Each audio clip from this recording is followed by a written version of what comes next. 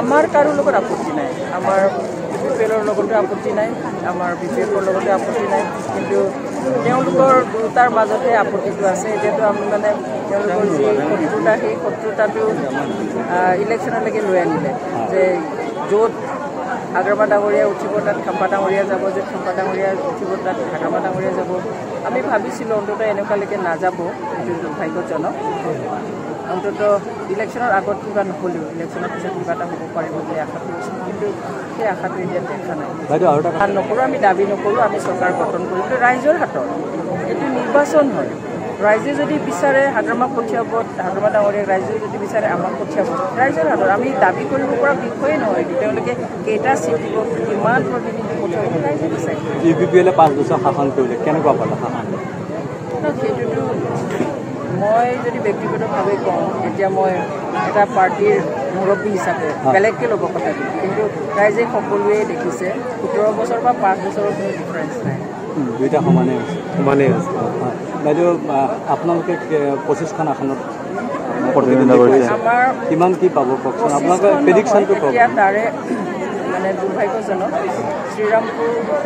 যিটো আমাৰ হেৰি আছে সেই কেণ্ডিডেটে চাবলগীয়া তেখেতক ভয় মানে ট্ৰিটমেণ্ট কৰা হৈছে তেখেতক তেওঁলোকে উঠিব নালাগে তেওঁ বহিব লাগে উইড্ৰ কৰিব লাগে তেওঁ ফেমিলিৰ ওপৰত আক্ৰমণ হ'ব তেনেকুৱা ধৰণৰ বহুত মানে ভয় চয় পোৱাৰ কাৰণে ল'ৰাজনে আমাৰ কেণ্ডিডেটজনে উইড্ৰ কৰিব গতিকে এতিয়া প্ৰচেষ্টা প্ৰেডিকশ্যন কি বাইদেউ আপুনি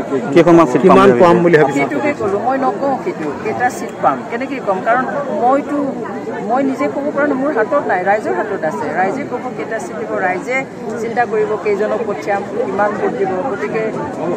কোৱাটো উচিত নহয় এতিয়া সকলোৱে কয় আমি ইমান পাম কিমান পাম কিন্তু এইটো সম্পূৰ্ণ গণতন্ত্ৰ ব্যৱস্থা আৰু নিৰ্বাচন সম্পূৰ্ণ ৰাইজৰ হাতত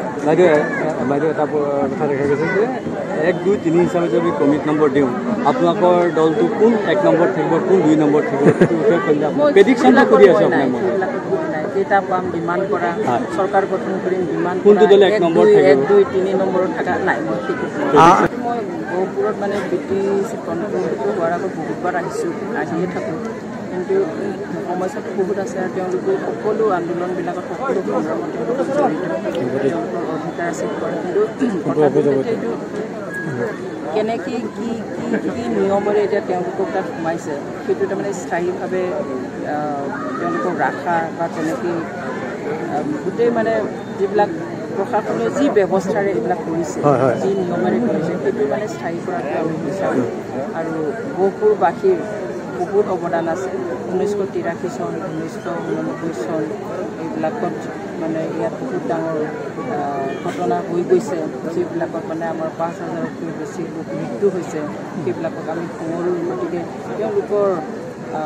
বহুত মানে কণ্ট্ৰিবিউশ্যন আছে তেওঁলোকৰ বহুত ত্যাগ আছে সেইটো আমি সোঁৱৰোঁ আৰু তেওঁলোকেও অধিকাৰ পোৱাটো আমি বিচাৰোঁ আৰু ইয়াত যিখিনি সমস্যা আছে সেই সমস্যাবিলাক চিৰিয়াছলি চাব লাগে এতিয়াও বহু গাঁও অন্তৰ্ভুক্ত হোৱা নাই